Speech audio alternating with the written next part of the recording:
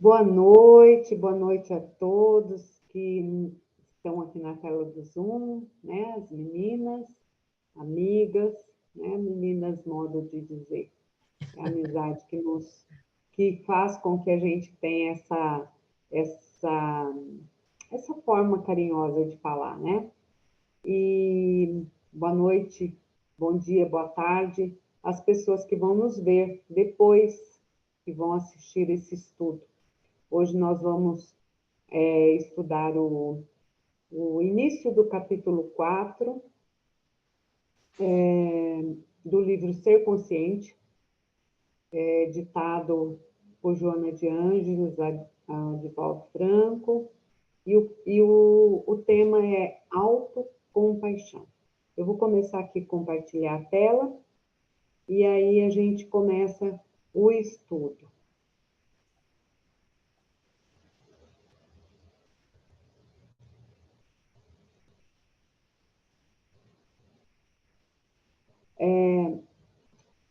Já de início, no primeiro parágrafo, Joana coloca que, psicologicamente, o homem que cultiva a autopiedade desenvolve tormentos desnecessários que o deprimem na razão direta em que eles se entregam.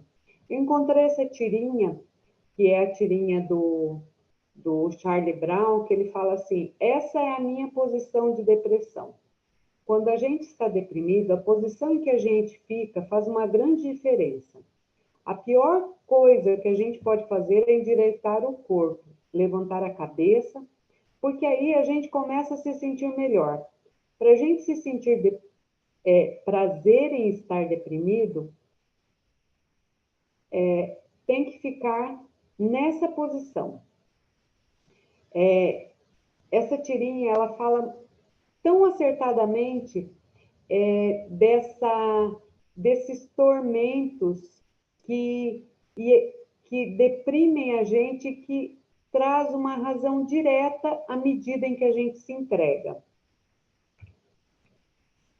No Livro dos Espíritos, na parte quarta das Esperanças e Consolações, a pergunta 933 traz assim como quase sempre é o homem o causador de seus sofrimentos materiais, também o será de seus sofrimentos morais?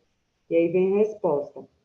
Mais ainda, porque os sofrimentos materiais, algumas vezes, independem da vontade, mas o orgulho ferido, a ambição frustrada, a ansiedade da avareza, a inveja, o ciúme, todas as paixões, numa palavra, são torturas da alma.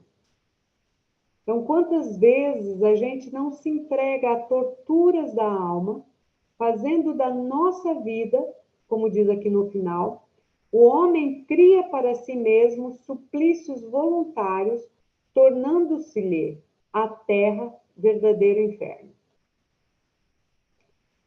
E aí, continuando, Joana, ela diz o seguinte: reflexões sobre dificuldades pessoais constituem fenômeno auxiliar para as ações dignificadoras, facultando a identificação dos recursos disponíveis, bem como a avaliação das atitudes que redundaram em insucesso ou desequilíbrio, a fim de as evitar no futuro e corrigi-las quanto antes. A tirinha que a gente apresenta agora, de uma forma exemplificada, diz assim: digamos que a vida é este quadrado. Na calçada nascemos, nessa rachadura morremos naquela. No momento em que estamos em qualquer parte do quadrado e prestes a sair, de repente percebemos que o nosso tempo aqui está voando. Nossas rápidas experiências foram sem sentido? Algo do que fizemos ou dissemos adiantou? Fizemos alguma coisa importante? Fomos felizes? Tiramos o máximo proveito desses passos? E aí o Calvin e o Haroldo ficam pensativos, olhando, né? Até a noite. Na pergunta 1004, traz a seguinte pergunta: em que se baseia a duração dos sofrimentos do culpado? Aí São Luís nos coloca: no tempo necessário a que se melhore, sendo o estado de sofrimento ou de felicidade proporcionado ao grau de purificação do espírito. A duração e a natureza dos seus sofrimentos dependem do tempo que ele gaste em melhorar-se. À medida que progride e que os sentimentos se lhe depuram, seus sofrimentos diminuem e mudam de natureza. Está no Livro dos Espíritos, parte 4, das Esperanças e Consolações.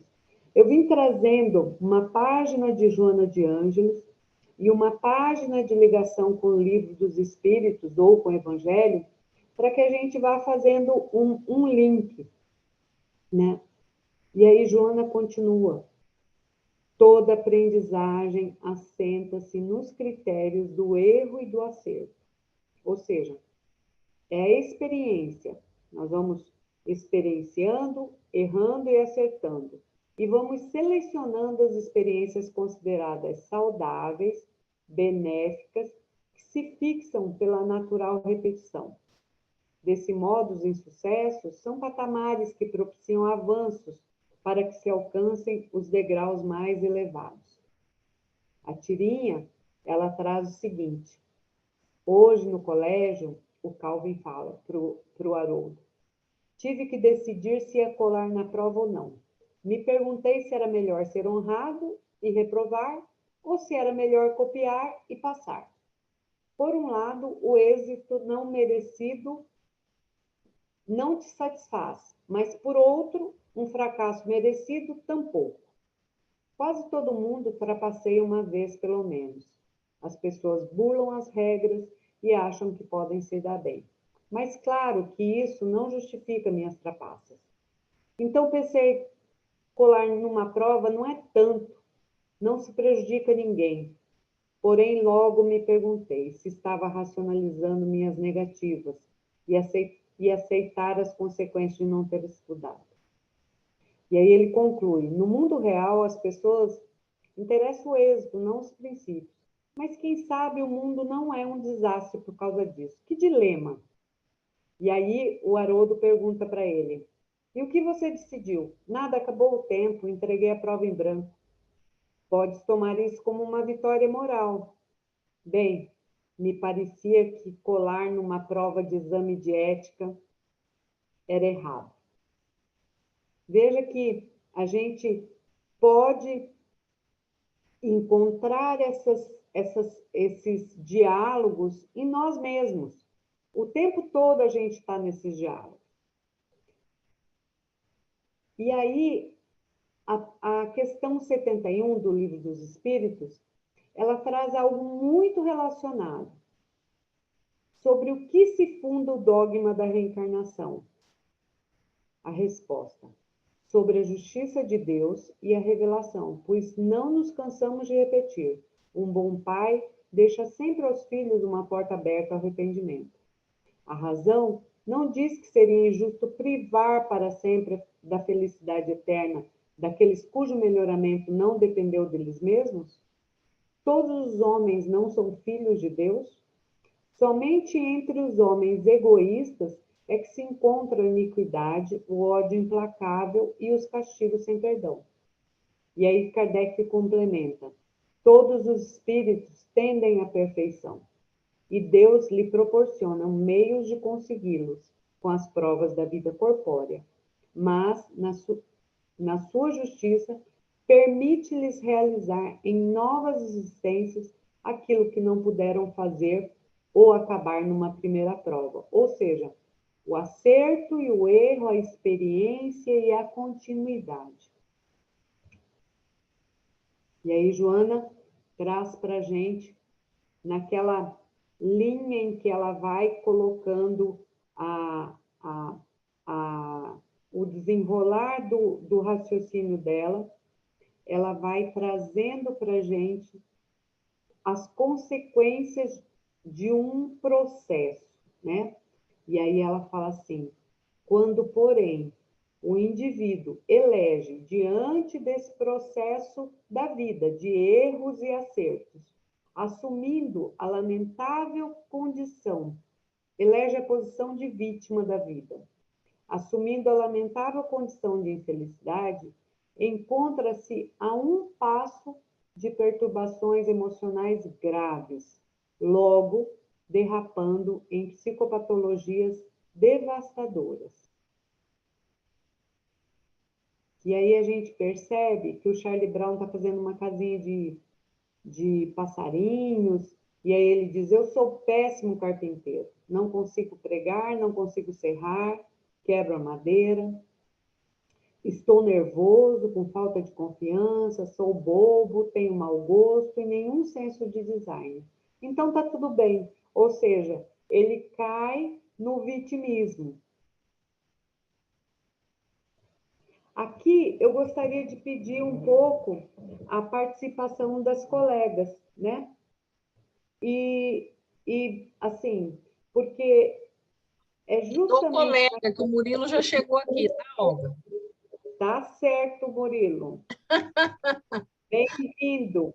Aqui na parte... É que eu não enxergo vocês, de jeito nenhum. Eu só estou enxergando meu slide. Tá super difícil falar assim, mas eu estou indo. Eu vou falando para Aqui, você, tá? Se chegar mais gente. tá, joia? Aqui nessa fala de Joana, na parte de psicopatologias devastadoras, eu trouxe algo que eu estudei lá na pós, que é a teoria das redes dos transtornos psiquiátricos e psicopatológicos, né? Que hoje já se entende que um transtorno, um transtorno psicopatológico, psiquiátrico, ele não é isolado em si. Há conexões causais diretas e é gerada uma estrutura de rede entre os sintomas. Antes se entendia que o transtorno depressivo maior, por exemplo, ainda existe essa corrente, né? É compreendido como uma doença de causas comuns que traz os sintomas. Hoje se entende que a perspectiva de rede é o que, na verdade, estrutura o transtorno como um todo. Então, os transtornos mentais seguem uma estrutura de rede onde certos sintomas estão mais intimamente ligados que outros. Esses grupamentos são a origem das manifestações fenomenológicas dos transtornos mentais. Os sintomas, eles podem ter uma relação com outros quadros, inclusive, o que seria um processo de comorbidade. Essa teoria é a teoria do Borbin. E aí ele fala assim, a ideia teórica subjacente à perspectiva da rede é que os transtornos psicológicos podem ser contextualizados como interconexão entre sintomas de interação causal. Isto é, no modelo de rede, os sintomas não são causados por um transtorno subjacente. São as interações entre os sintomas que levam à caracterização dessa morbidade. A, a, a abordagem de rede pressupõe que os sintomas não são causados por uma doença subjacente, mas é a própria interação entre eles que configura o estado até então codificado como algum transtorno. Então, vocês vejam só, Joana aqui nos alerta, quando, porém, o indivíduo elege a posição de vítima da vida,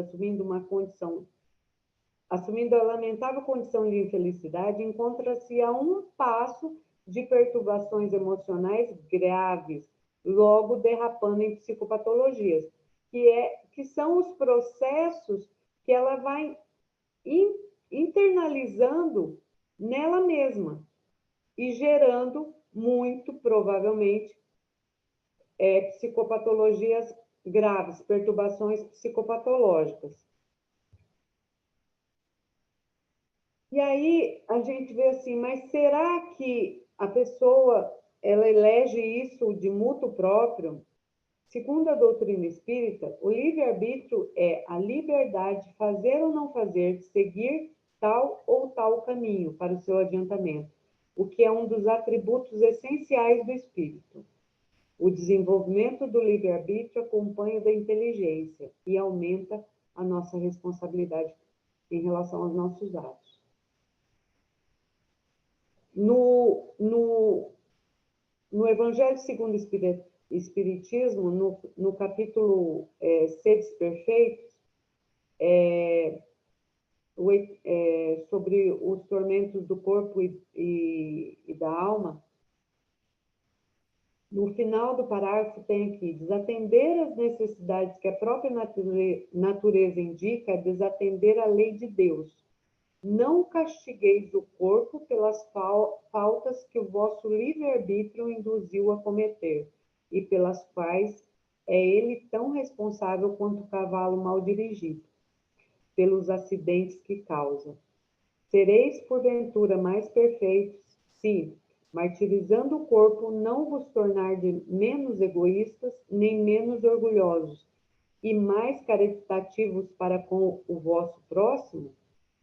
Não, a perfeição não está nisso. Está toda nas reformas, porque fizerdes passar vosso espírito, dobrai-o, submetei-o, humilhai-o, mortificai-o.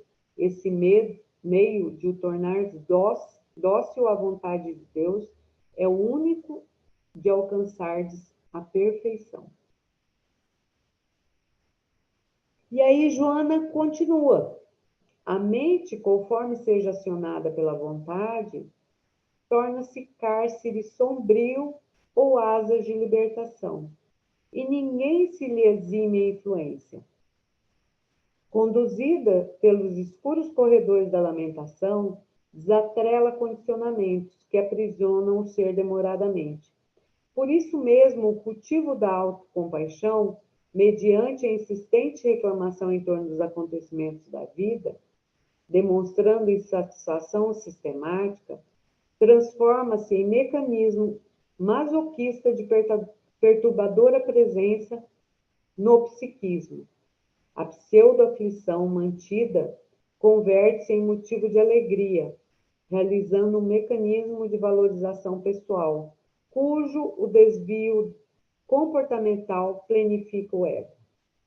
Quem não conhece esse personagem, né, da Ana Barbies, do Hanna-Barbera, que é o hard, né? Ó céus, ó vida, ó azar, eu sei que não vai dar certo. Então, sempre... Sim? Olga, Oi? só um pouquinho, deixa eu repetir aqui, porque ficou, tá, eu achei interessante, mas eu gostaria de repetir. Por isso mesmo, o cultivo da autocompaixão, mediante a insistente reclamação em torno dos acontecimentos da vida, demonstrando insatisfação sistemática, transforma-se em mecanismo masoquista de perturbadora presença no psiquismo. Ok. A pseudo-aflição, olha só o que a Jona fala aqui. A pseudo-aflição mantida converte-se em motivo de alegria, realizando um mecanismo de valorização pessoal, cujo desvio comportamental planifica o ego. Olha só o que a Jona traz nessa última frase aqui, ó.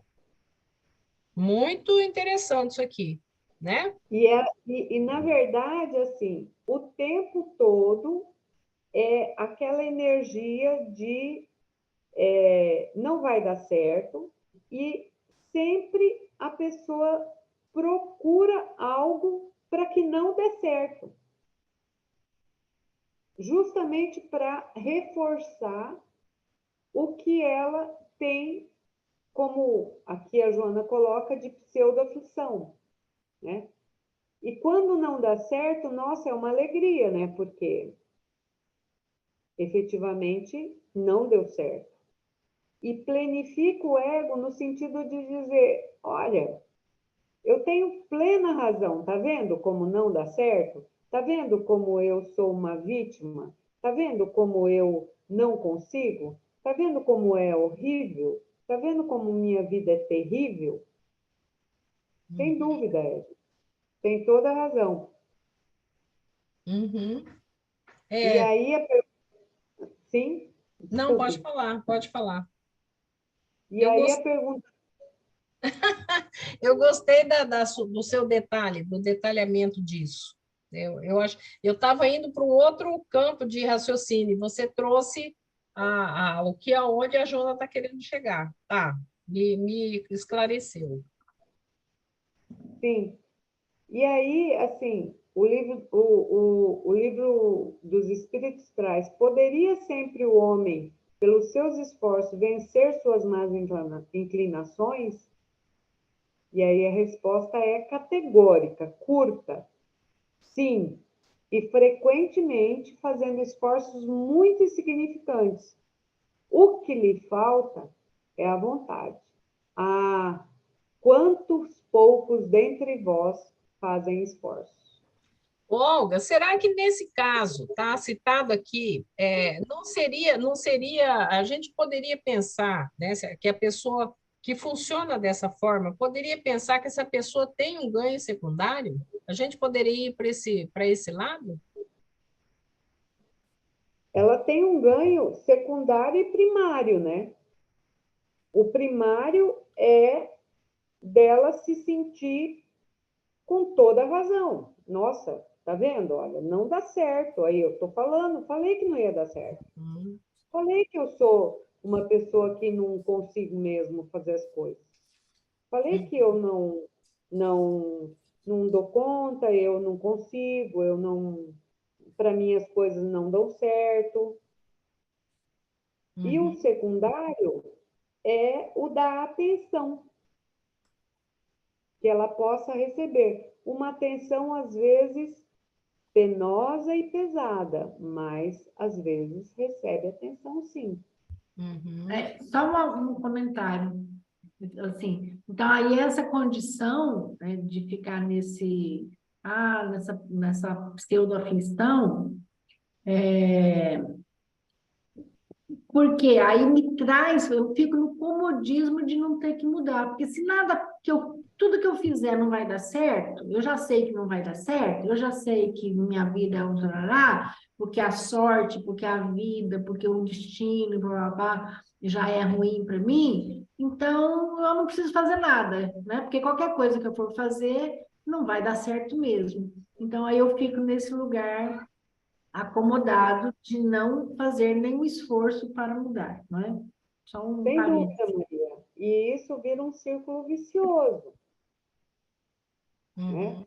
Porque eu não mudo, eu não consigo me mobilizar. E quanto mais eu me enredo nisso, mais eu decaio nos níveis de vontade. Porque o livro Pensamento e Vida, do Emmanuel, ele diz assim que o gabinete da vontade é o gabinete que governa a mente. É a Uhum. mola propulsora de toda a condição do plano mental. Olga, a Denilce levantou a mão, tá? Tá, Denilson? Pode falar, gente, pode ir entrando. Eu, na verdade, eu vou falar uma coisa para vocês. Eu comecei assim tão acelerada, porque eu estava tão angustiada, e a gente só vê esse slide, então eu fiquei meio acelerada, mas pode falar, Denilson. Tranquilo, vamos trocar um pouco. Depois da É, Denilce, eu quero fazer tranquilo. uma fala também. Tá. Tá ótimo, Olga. Não tá acelerado, não. Tá indo bem. É, Obrigada, Denilson. e essa pergunta, me surgiu uma dúvida, não só para a Olga, para todos vocês. É, em relação a essa questão da posição de vitimização, né, que se adquire, dessa questão que nós estamos vendo que a Joana está colocando aqui. Quando eu li o capítulo, eu já fiquei pensando a respeito disso, por isso que eu perguntei. Será essa situação, essa posição, tem a ver algo biológico? Vocês têm conhecimento? Ou esse é um ciclo vicioso apenas? E que, assim, pelo que eu vejo em algumas situações, ele se propaga em várias gerações, sabe? No meio ali, naquele círculo, naquela família, naquele grupo, existe um quê de vitimização, em que todos têm essa posição e que vai passando, parece, sabe? E aí eu comecei a me perguntar quando eu estava lendo esse capítulo. Será que isso tem alguma coisa a ver geneticamente? Será que isso é só uma questão de comportamental mesmo? O que vocês podem me dizer? Porque são adultos, né, que se comportam dessa forma, com toda uma experiência de vida, às vezes. Eu vejo que pode haver questões fisiológicas, a gente sabe que a depressão, a melancolia, ela tem questões de neurotransmissores, de algumas deficiências de neurotransmissores, mas o fato é que todo comportamento, e aqui Joana vem falando que isso é um desvio comportamental que planifica o ego, todo comportamento ele tem uma instalação. A gente fala que o hábito é aquilo que habita em mim. E para habitar é mais ou menos como o processo de aprendizado. Você conhece, você pratica com um nível de frequência tão forte que você vai quase que automatizando e internalizando, o hábito se instala.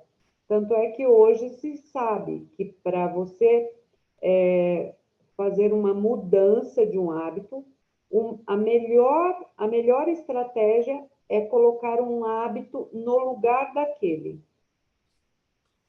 Então, se você está num ambiente em que as pessoas têm o hábito de reclamar, de superdimensionar as situações, principalmente os fracassos, a gente sabe que, pela neurociência, que desde a época nossa lá, de caçadores-coletores, lá da época do tempo das cavernas, as experiências mais difíceis são aquelas que ficaram gravadas, porque você precisa ter um nível de atenção especialmente para elas. Só que algumas desses comportamentos e desses gatilhos de gravar situações ruins, eles passam a se tornar uma espécie de uma modus operandi. De uma muleta mesmo, né? Então, assim, acontece um monte de coisas boas, acontecem muitas outras coisas boas, mas a pessoa se fixa no ruim.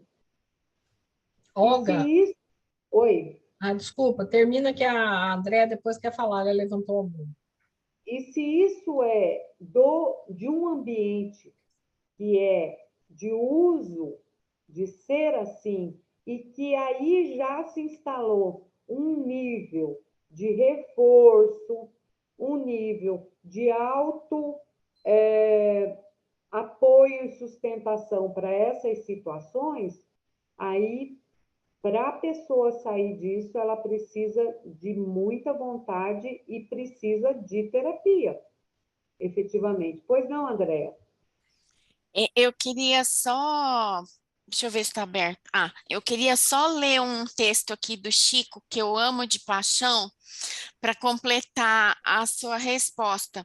Que ela falou, né? Será que é do corpo? Nascestes no lar que precisavas. Vestiste o corpo físico que merecias. Mora onde melhor Deus te proporcionou, de acordo com teu adiantamento.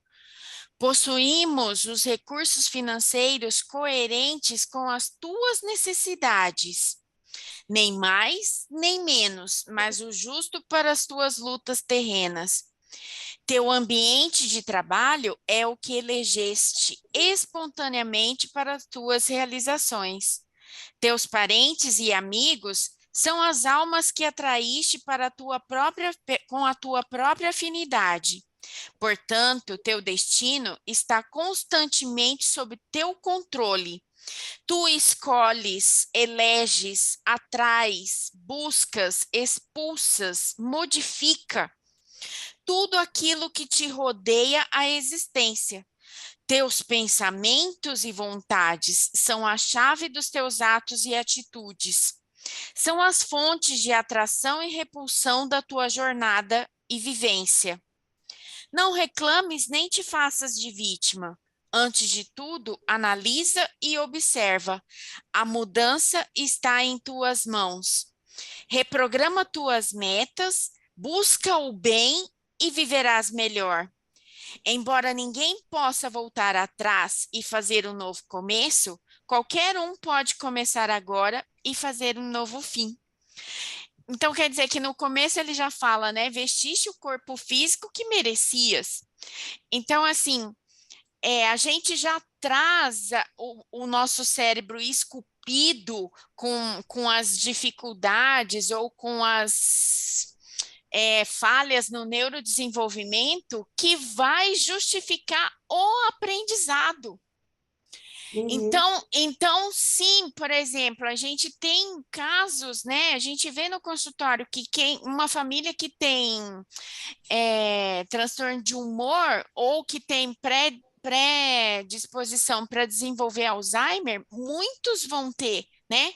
Ou o TAB, por exemplo, o afetivo bipolar, que quem tem um na genética, a probabilidade da prole ter é alta. E aí a gente vê assim, ele nasce com uma capacidade da função cognitiva de abstração mental um pouco prejudicada, mas isso não o exime da mudança do comportamento. Sim. Né? Já veio com aquela dificuldade para poder forçar esse esforço. Então, tem sempre uma questão que a gente na TCC faz para o paciente, assim, o que de pior pode te acontecer, né? Aí ele fala, e a gente fala assim, e o que de melhor pode te acontecer se aquilo de pior que você teme aconteça? Porque aquilo de melhor que vai acontecer na tragédia é o que mantém a vantagem, o benefício que ele tem de manter o status quo. Sim. Então, ele não enfrenta o custo da mudança, porque mudar, venhamos e convenhamos, né? É custoso, né? É difícil. Por isso que o André Luiz, na capa lá do Nosso Lar, fala assim, reconhece-se o espírita pelo seu esforço em modificar. E aqui na pergunta 909, exatamente assim que responde, né? Ah, quão pouco dentre vós fazem esforços. Né? Vamos seguindo aqui. Todo aquele que se faculta autocompaixão neurótica, e aí neurose, a gente viu a lição passada lá com a Maria, que ficou super bem, né? A neurose, o que é a neurose? É portador de insegurança de complexo de inferioridade, que disfarça, recorrendo inconscientemente às transferências da piedade por si mesmo, sem qualquer respeito pelas demais pessoas. Desenvolve sentimentos de indiferença pelos problemas dos outros, fechando-se no círculo diminuto da personalidade mórbida, ou seja, da personalidade doente. Eu poderia né? dizer aí, Olga, que vai lá para o grande tema do Espiritismo diz, né, que a raiz da maioria dos problemas está no orgulho e no egoísmo. Aqui é o egoísta, né? Porque se eu fico preocupado com os meus problemas, eu não tenho tempo de olhar o do outro. Eu não tenho energia para ajudar, auxiliar o outro, nem que esse outro seja bem próximo, né? Porque eu tenho tanta coisa, tanto problema que eu só estou em mim, né? Então, é uma forma egoística também. É verdade. E aí ela continua, aquele que se entrega à autocompaixão nunca se satisfaz com o que tem, com o que é, com os valores que se dispõe e pode movimentar. Então, assim, os valores que se dispõe e pode movimentar, a Andrea leu, né, o que o Chico coloca, todos os recursos que nós temos, o corpo, a família, as condições. Não raro, encontra-se mais bem aquinhoado do que a maioria das pessoas no seu grupo social. No entanto, reclama e convence-se da desdita que imagina, encarcerando-se no sofrimento e exteriorizando mal-estar à volta, com o que contamina as pessoas que o cercam ou que lhe cercam. Então, a pergunta da Denilce, ela é uma pergunta que, de certa forma, ela está aqui dentro dessa explicação de Joana. A pessoa vai contaminando, ela vai envolvendo, ela vai gerando uma rede ali que, dali a pouco, é um grupo de doença, né? É um corpo de doença, a família.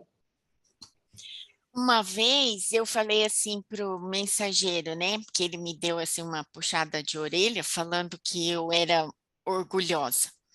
Aí eu falei assim para ele, mas todo mundo na minha família é orgulhoso, eu não sei nem como que é esse orgulho fora do meu corpo, tá tão entranhado, como que eu vou deixar de ser aquilo que eu combater aquilo que eu não enxergo?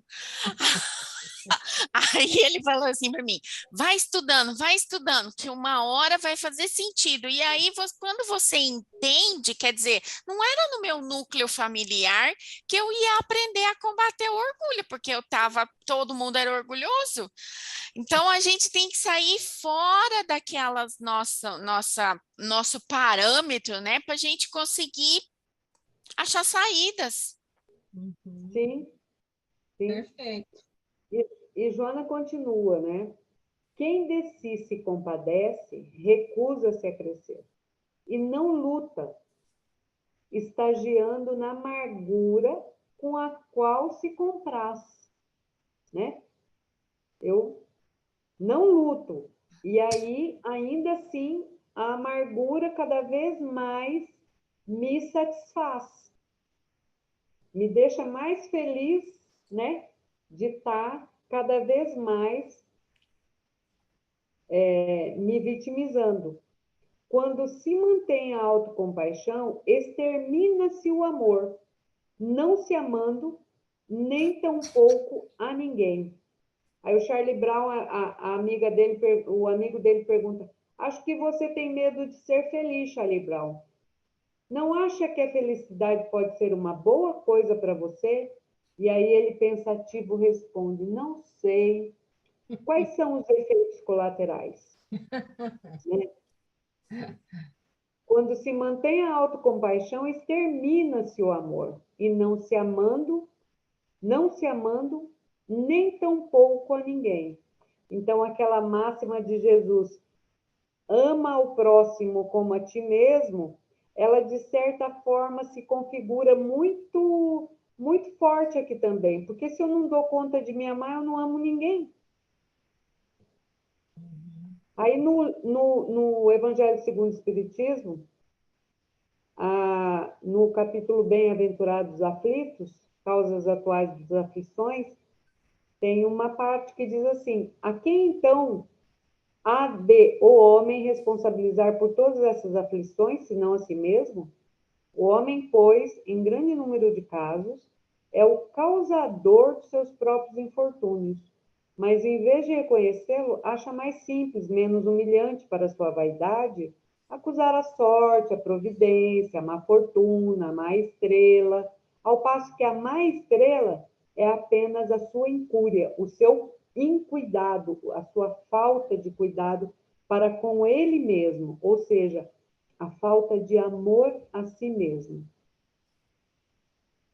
E ela continua: no seu atormentado ponto de vista, somente a sua é uma atitude, uma situação dolorosa, digna de apoio e solidariedade. E quando essas expressões de socorro lhe são dirigidas, reage, recusando-as, a fim de permanecer na postura de infelicidade, que o torna feliz. Aqui, eu comecei toda essa apresentação por causa de duas tirinhas. A tirinha do começo e essa tirinha aqui, do prisioneiro que joga a chave fora. Ele diz assim: estou preso dentro das minhas inseguranças. A chave está na sua mão. É colocado uma posição para ele. Ele joga a chave fora e continua. Como eu ia dizendo, e aí, na pergunta 921 do Livro dos Espíritos, ela faz o seguinte questionamento: concebe-se que o homem será feliz na Terra quando a humanidade estiver transformada. Mas enquanto isso não se verifica, poderá conseguir uma felicidade relativa? A resposta: o homem é quase sempre o obreiro da sua própria infelicidade. Pela prática da lei de Deus, a muitos males pode forrar-se, proporcionando-se a si mesmo felicidade tão grande quanto o comporte a sua existência grosseira. Mais claro, impossível, né, gente? Aí Joana continua: o homem tem o dever de aprofundar meditações em torno das aflições dos seus problemas, a fim de os superar. E a tirinha nos convida a pensar, né? Ela fala assim: sabe, Haroldo, eu não consigo entender esse negócio de morte. Por que o Quatizinho teve que morrer? Ele não fez nada de errado. Ele era tão pequeno. Qual o sentido em colocá-lo aqui e levar de volta tão cedo? E aí eles embaixo da cama dizem: ou isso é mesquinho ou arbitrário, de qualquer maneira, me dá calafrios. E aí o Haroldo pergunta: por que a gente tem que falar dessas coisas à noite? Então, esses questionamentos que a gente faz, né, sobre a vida, né, a gente pensar. E a pergunta 919 traz para a gente uma resposta importante, né, que a gente sempre referencia sobre ela. Qual é o meio prático mais eficaz que tem o homem de se melhorar nesta vida e de resistir à atração do mal? Um sábio da antiguidade bolou disse: conhece-te a ti mesmo, né? E aí ele diz assim: conhecemos toda a sabedoria desta máxima, porém a dificuldade está precisamente em cada um conhecer-se a si mesmo. Qual o meio de consegui-lo?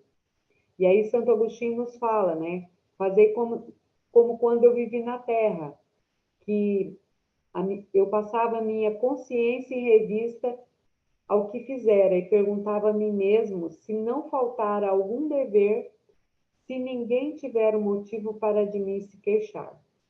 Foi assim que cheguei a me conhecer e a ver o que em mim precisava de reforma. É muito profundo isso. Aí Joana nos traz mais um parágrafo. O desenvolvimento saudável do ser psicológico impele-o à confiança e o induz à atividade para a aquisição de sentido da vida, do sentido da vida e da sua finalidade. O Calvi, ele nos convida a pensar, quando ele diz assim para o Haroldo: você acredita em destino? Que a nossa vida seja predestinada, você diz? Que as coisas que a gente faz são inevitáveis. Aí o Haroldo fala: nossa, que pensamento assustador. Mas, de qualquer forma, essa reflexão, muitas vezes, faz com que a gente modifique algumas posturas perante a vida, né? Continua a Joana. Fator de desintegração da personalidade, a autocompaixão deve ser rechaçada sempre e sem qualquer consideração, cedendo espaço mental para os tentames que levam à vitória, à saúde emocional e à harmonia íntima. Nesses dois parágrafos, nesses 3 últimos parágrafos que a gente apresentou, a Joana já vem naquela pedagogia que ela faz de ir apresentando métodos, procedimentos, sugestões, para que a gente não caia naquele vício em que ela discutiu a profundidade do que acontece em nós psicologicamente, né? E aqui a gente vê na tirinha o Calvi interagindo com a professora dele, que ela fala assim: se não houver mais perguntas, vamos para o próximo capítulo. Aí o Calvin fala: eu tenho uma pergunta, qual é a razão da existência humana? E aí ela fala: eu me referi sobre as perguntas da matéria. E ele diz assim: sinceramente, eu gostaria de resolver essa questão antes de gastar mais energia nesse assunto. Quem não gostaria, né, gente? Saber a razão da existência humana, né?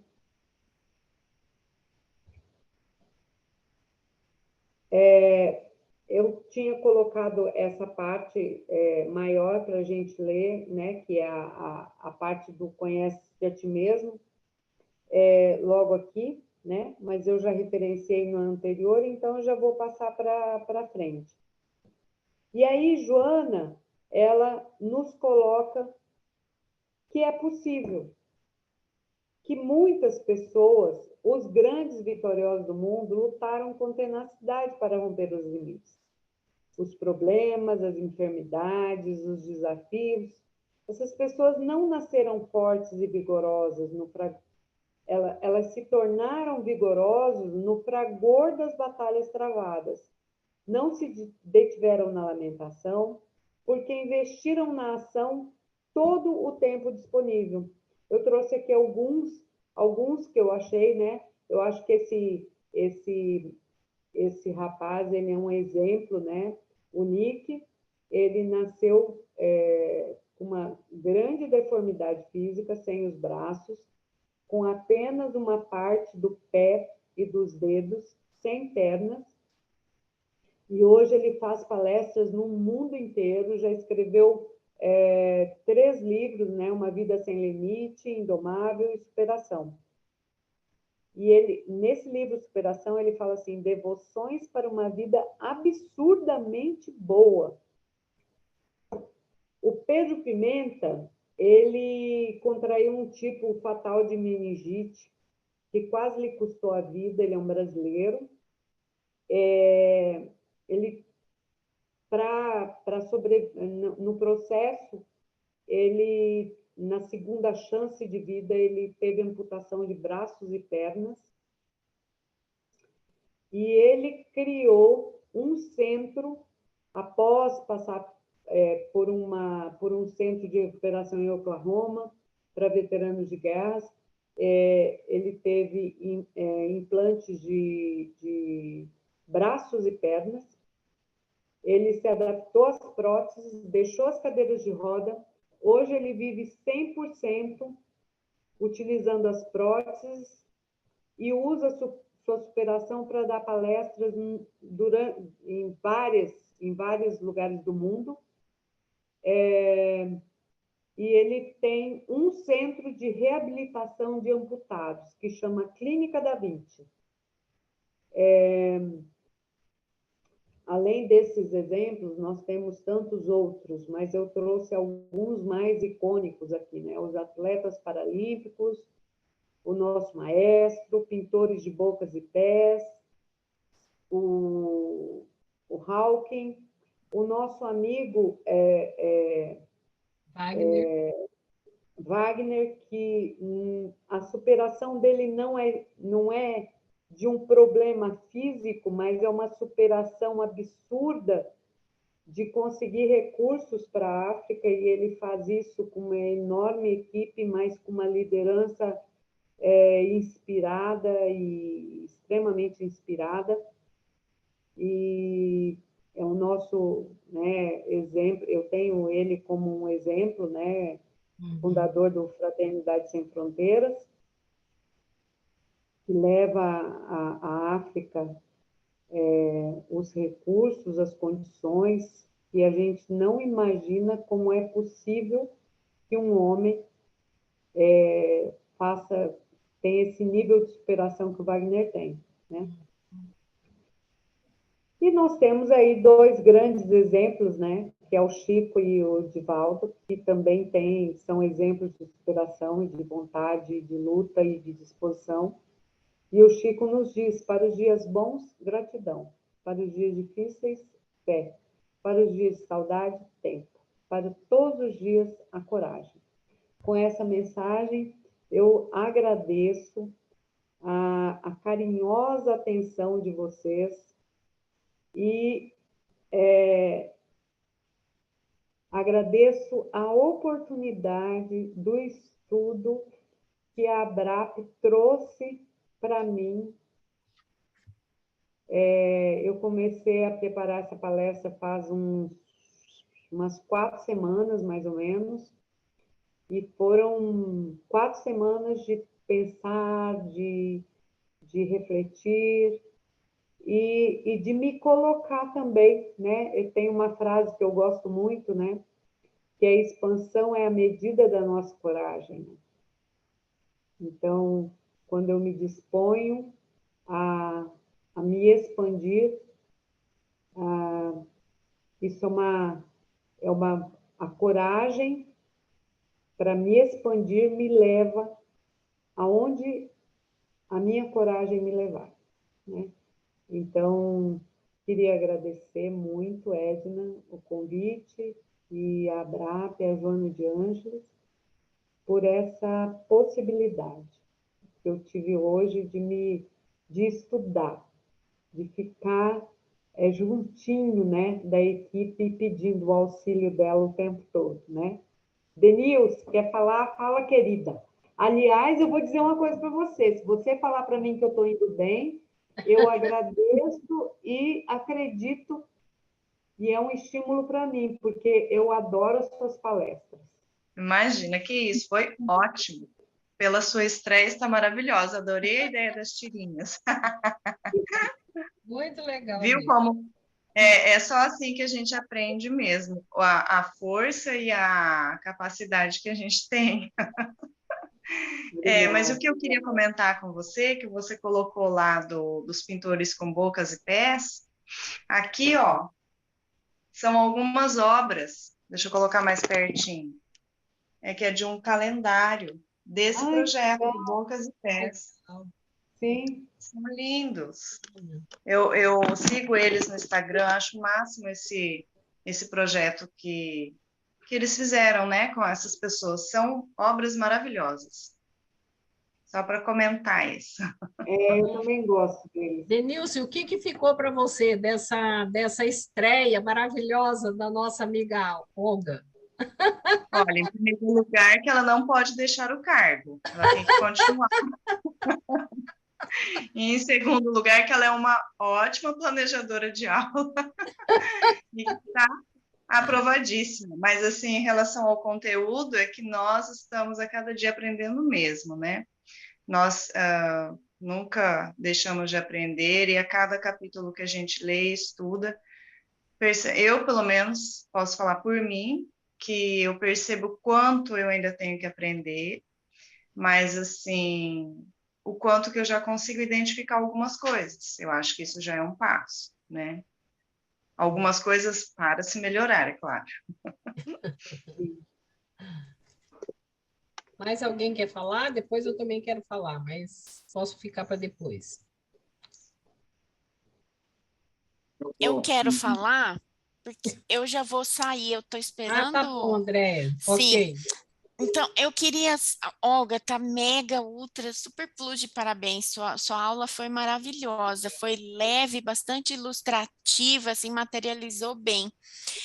E eu queria pedir para você repetir aqui, eu não consegui escrever na rapidez que você falou sobre a vontade, que a vontade é, e aí eu não consegui escrever.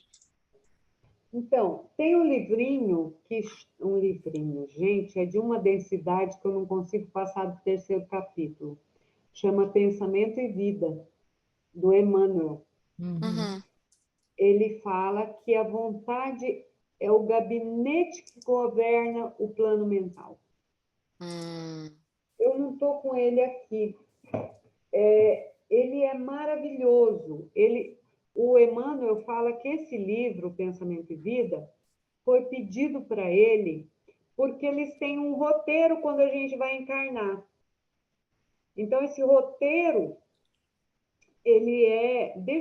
eu acho que eu A tenho vontade é o gabinete que governa o plano mental. ao plano mental. Eu acho que eu tenho esse livro aqui em PDF. Eu vou disponibilizar no grupo. Depois você põe no grupo. Ele é maravilhoso, esse livro. Ele tem, assim, ele é muito denso. Para vocês terem uma ideia, eu fiquei no primeiro capítulo vários meses. Porque ele começa falando assim, que a mente é um espelho que reflete a vida por toda parte. Só isso aí já dá para ficar pensando um monte, né? E aí, o primeiro capítulo é a mente, o segundo é a vontade. E aí ele vai trazendo várias lições sobre a vida. Por isso que chama Pensamento e Vida. Porque, na verdade, o entendimento do Espiritismo é que o pensamento ele é vamos dizer assim, ele é um arcabouço da mente, e a mente, na verdade, ela reside com seus recursos no espírito. O espírito, ele é o detentor das forças mentais e da vontade. Então, esse é o entendimento, né? Então, efetivamente, a vontade é que mobiliza as nossas escolhas, né? Muitas vezes nós justificamos as nossas escolhas por raciocínios e racionalizações, mas, na verdade, existem subjacências emocionais que governam a nossa vontade, que determinam as nossas escolhas. Eu não sei nem por que eu estou falando isso, para falar muito francamente. Não sei nem... Bom. Não, mas tá super coerente. Você começou a falar porque eu pedi para você repetir a frase da vontade. Não é E aí você puxou todo o raciocínio. É que eu mesma me surpreendi de eu ter feito esse raciocínio agora, que eu não havia pensado nisso antes. Na verdade, eu não fiz esse raciocínio. Me inspiraram nesse raciocínio nesse momento. Essas coisas acontecem, tá, Olga? Aí muito. Inspiração abençoada. Mais do que vos sabeis, né? Não é, Denilson, que você falou outro dia? Os espíritos nos governam mais do que sabemos, né? Exatamente. Mas, André, eu vou colocar no grupo, tá bom?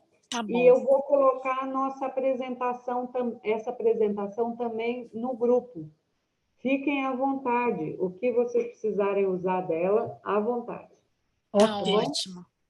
Murilo, agora. Olga, lindamente ministrada. E ficou. Obrigada, Murilo. Vocês são muito incentivadores. Eu tô quase acreditando, mas É aquele esforço que você falou, né?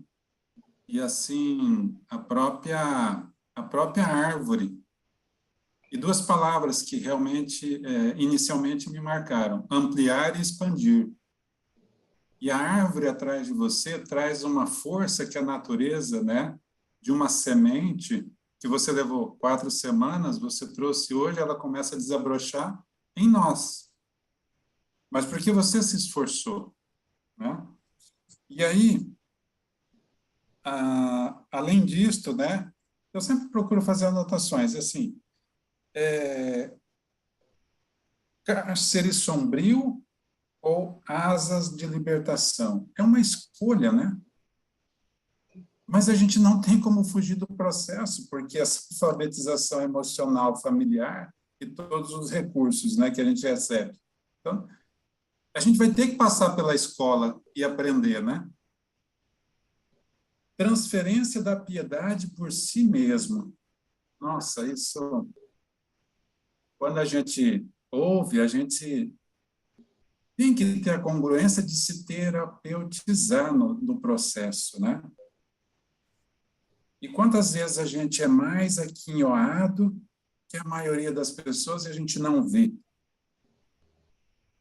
É isso que ficou. Obrigado. obrigada, Maria? Murilo. Maria?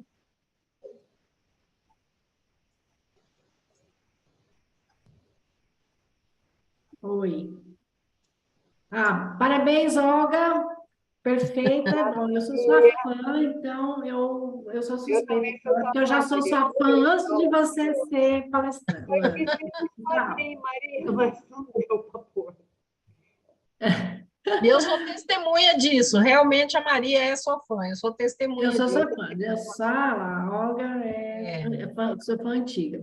Então, eu, ao longo do tema aí, né, dessa questão da autocompaixão, eu fico sempre me autoavaliando, e eu fiz uma reflexão, assim, que foi um lugar que eu nunca fiquei muito. Eu, ao longo da minha vida, eu nunca fiquei muito nesse lugar de coitada e tal, né? Eu sempre fui ao contrário, no lugar de ser valente, de ir, de enfrentar, às vezes até com algum sacrifício, assim, né? Porque aí você fica valente demais, você não tem espaço para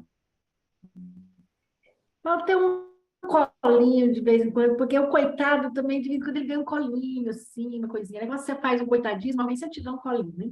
E eu acho que tem que ter um pouquinho de cada, né? Você tem que ter a coragem, mas de vez em quando você também tem que dar aquela de, hoje eu tô mal, eu quero um colo. E eu, para mim, ao longo da minha vida, eu fui assim, até um pouco dura demais comigo, porque eu merecia alguns colinhos e acabei não ganhando, né? Mas, porque eu tive momentos de estar mal mesmo, de sofrimento, e aí eu queria um colinho, mas eu não tinha coragem de contar para ninguém que eu estava precisando de colinho, né? Não fiz um pouquinho do coitadismo, mas aquele coitadinho saudável, né? Não estou falando quando a gente está falando desse coitadismo sistêmico, né?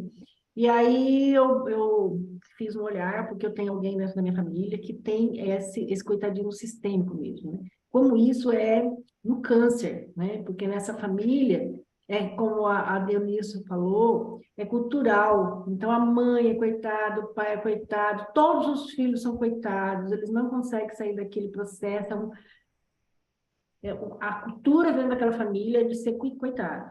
E eles têm um ganho nesse coitadismo deles, porque assim, eu não preciso ajudar ninguém, eu só recebo, né? Toda vez que eu sou coitada, eu estou recebendo. Não são aquelas pessoas que quando você dá alguma coisa para ela, ela esconde a mão para trás para não ter para não agradecer, né? Eles não conseguem agradecer.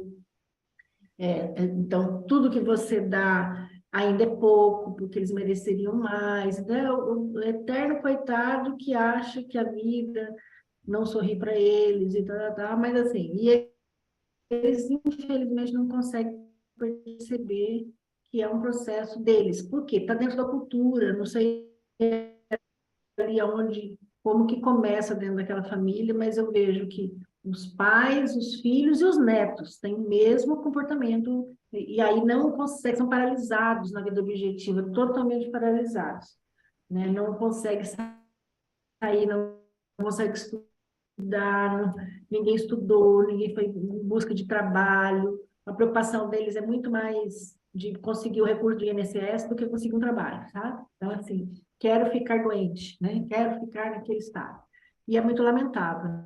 É neurose, né, Maria? Aí a neurose Tive uma instalada. situação assim, tanto que isso é a neurose instalada. E sistêmico, como a Denise falou, assim, né? A pessoa, ela nem sem um tratamento adequado, sem uma psicoterapia, para ela perceber que existe outra possibilidade, né? Ou às vezes até talvez uma religião que entrasse nessa família, alguma coisa que às vezes a pessoa não sai pela psicologia, mas sai por uma religião que consegue ir lá tirar, fazer com que aquela pessoa saia daquele estado. E, então, mas eles também não buscam nem isso, né? Não se busca nada mesmo, né? Nenhum recurso que possa me tirar desse lugar, né? Rompe o pertencimento, né, Maria? Porque Isso é lamentável, eu vejo, assim, acompanho até um pouco de perto isso, assim, mas é bem difícil a gente ver isso, né? Mas é um câncer, né, instalado nesse sistema todo, infelizmente. E é o que ela vem trazer nesse tema, né? De que se você não sair desse lugar, né? Você não evolui, você fica sempre ali, não evolui em nenhum aspecto, nem material, nem psicológico, né, nem espiritualmente, não evolui para lugar nenhum. Eu fico ali paralisado naquele lugar. Fica com o prego enfiado no pé, né? Como esse exemplo eu já dei anteriormente. Você fica com o preguinho ali enfiado no pé, mas está doendo, mas está tudo bem. Eu fico com ele. Não quero sair. O sofrimento é conhecido, né? É um sofrimento conhecido. Agora, se eu sair desse sofrimento, eu vou ter que ter coragem de enfrentar, inclusive, o meu processo anterior, né? De neurose. É complicado. E aí passa por essa questão da vontade, né, que você está falando. Mas a minha vontade parece que está tão minada também que não vem a vontade, né? Fica tudo num estado muito rebaixado, muito, né? A pessoa entra numa situação muito rebaixada que ela não consegue nem perceber uma vontade diferente, né, da impressão. É uma doença instalada mesmo, né? Sim. Precisaria de tratamentos múltiplos, talvez, né, Aline? Sem dúvida. Ok, Maria? Ok? Tá. Então, agora é o seguinte, a gente começa a partir agora do tema autocompaixão que a Olga trouxe lindamente, né? Do capítulo 4, fatores de desintegração da personalidade. Olha só o nome do capítulo. Fatores de desintegração da personalidade, né? Então, a Olga traz hoje o primeiro tema desse capítulo. E aí, Olga, o que ficou para mim, tá? Foi uma fala, um comentário seu com a palavra vício, tá? Eu falei, nossa, é verdade, é o vício, né, da vitimização, da autocompaixão, isso é um vício como se fosse droga, fumo e álcool, né? E aí a Maria traz o exemplo aí, né, dessa família, onde se percebe que a virtude da gratidão é inexistente. Então, agora eu lembrando do funcionamento da terapia floral, né? Quando a essência vem, ela vem não para destruir aquele vício, né? Mas sim para trazer uma virtude à consciência. Então, no caso da autocompaixão, nessa versão que a Joana traz, eu penso que a virtude a ser desenvolvida seria a da gratidão, né? Mais ou menos naquele mesmo texto que a Andréia traz, né, do Chico, né? Então, eu percebo, o que fica para mim, realmente, essa forma de funcionar como um vício. Isso foi um comentário que você fez aí, en passant, e eu peguei essa palavra, que eu achei que encaixou perfeitamente, né? E seria uma dose aí de um floral comportamental, vamos dizer assim, né? Seria, então, que viesse a consciência, que desenvolvesse essa semente, que todos nós temos todas as virtudes, a virtude da gratidão, sabe?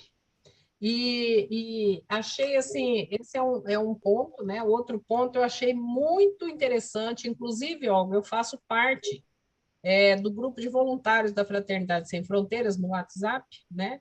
E vou passar essa palestra sua lá naquele grupo, porque você citou o Wagner de uma forma muito linda, sabe? Junto com aquele superação, né, das pessoas com uma deficiência física. E o que você trouxe do Wagner foi uma coisa muito linda. Eu vou passar para o grupo lá, tá?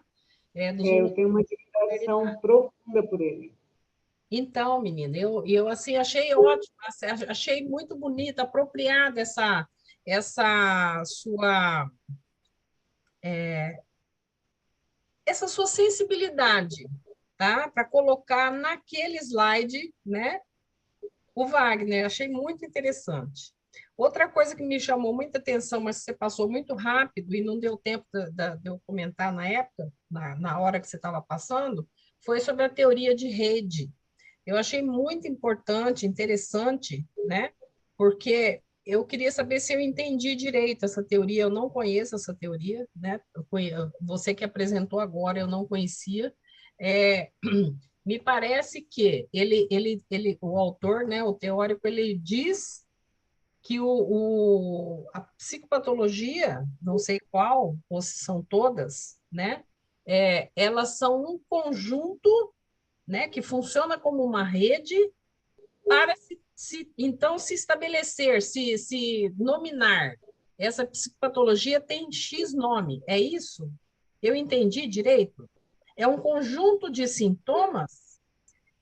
Na verdade, Se esclarecesse ele melhor. entende que o conjunto de sintomas formalizam essa rede que compõe esses sintomas, formalizam o transtorno, caracterizam o transtorno e trazem à luz o transtorno. E que muitas vezes, inclusive, trazem sintomas de outros transtornos correlacionados. Uhum. Então, é um entendimento que existe hoje. Eu vou puxar aqui o slide só para ler o que ele coloca. Uhum. É um entendimento que há por exemplo, ele deu como exemplo, duas formas de entender o transtorno depressivo maior. Numa forma, ele é compreendido como uma doença subjacente, sendo uma causa comum para os sintomas, ou seja, o transtorno depressivo, ele ocasiona humor deprimido, fadiga, insônia, culpa, dificuldade de concentração. E, na verdade, esse conceito de redes, ele traz uma perspectiva em que os sintomas interagindo entre si estabilizam uma rede que compreende o transtorno depressivo maior. Uhum. Eu vou reapresentar a tela aqui, peraí. Aqui a tela. Essa aqui. Então, Certo. assim, numa primeira perspectiva, assim, o transtorno depressivo maior causa humor deprimido, fadiga, insônia, culpabilidade exacerbada por todo e qualquer motivo, por condições, inclusive, que não estão no domínio da pessoa. Uhum. Dificuldade de concentração. Por quê? Porque os níveis de culpabilidade são altíssimos, então não concentra. Quando, na verdade, assim, o humor deprimido, ele se correlaciona com a culpa, com a insônia, com a dificuldade de concentração, com a fadiga, e essa rede estabilizada, ela caracteriza um quadro de transtorno depressivo maior.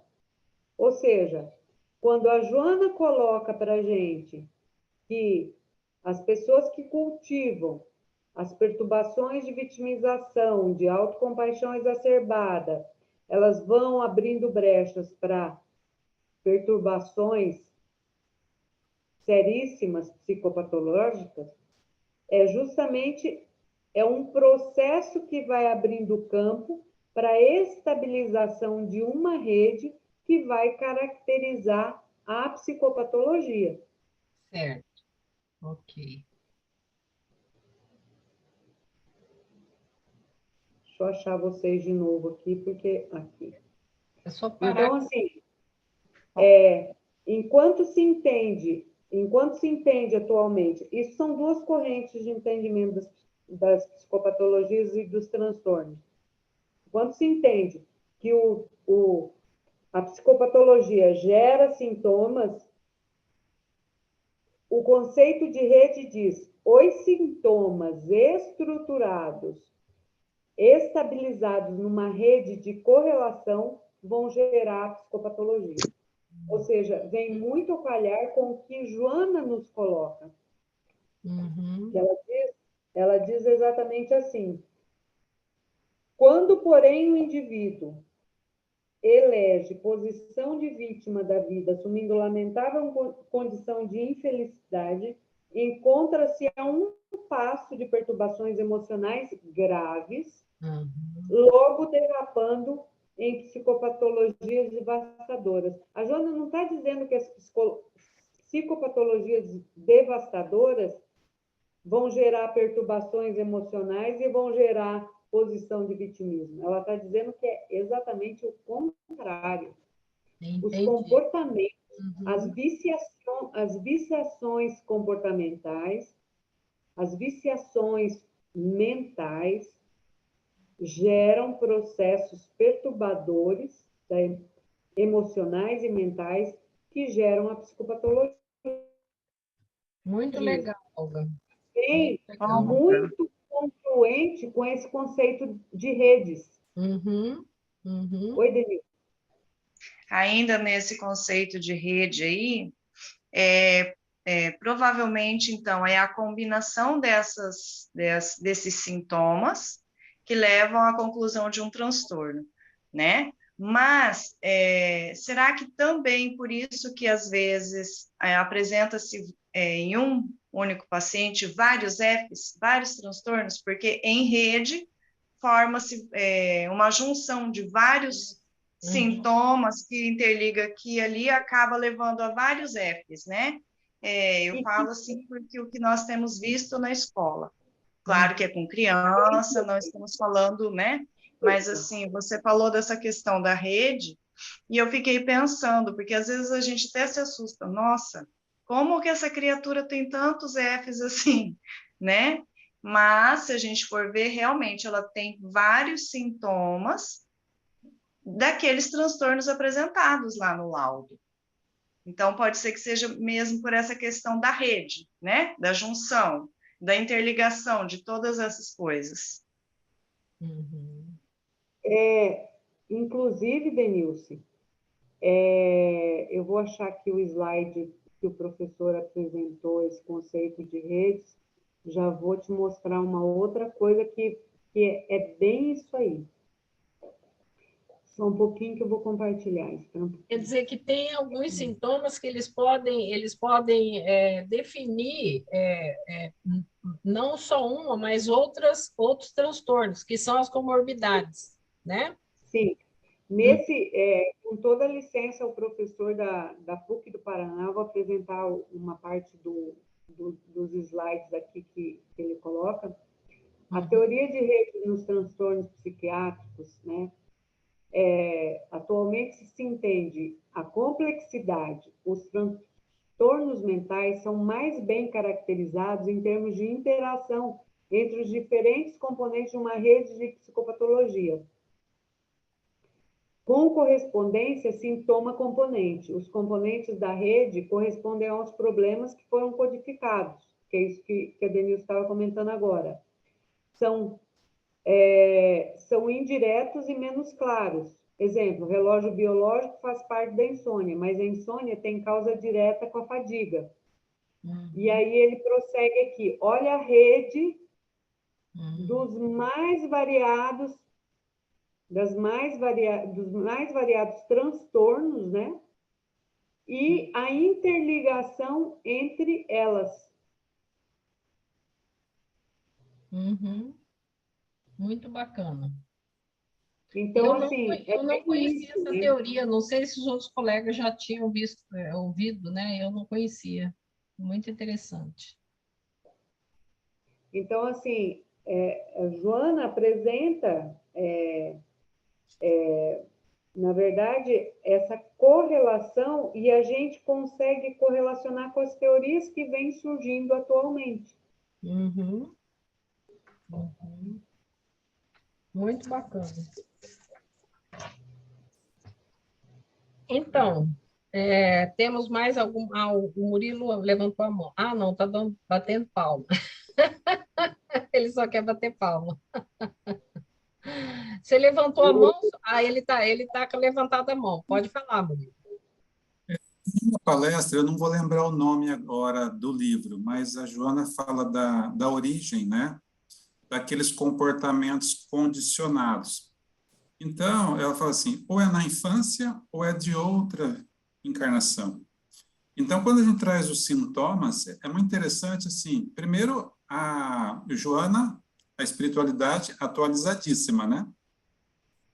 É verdade.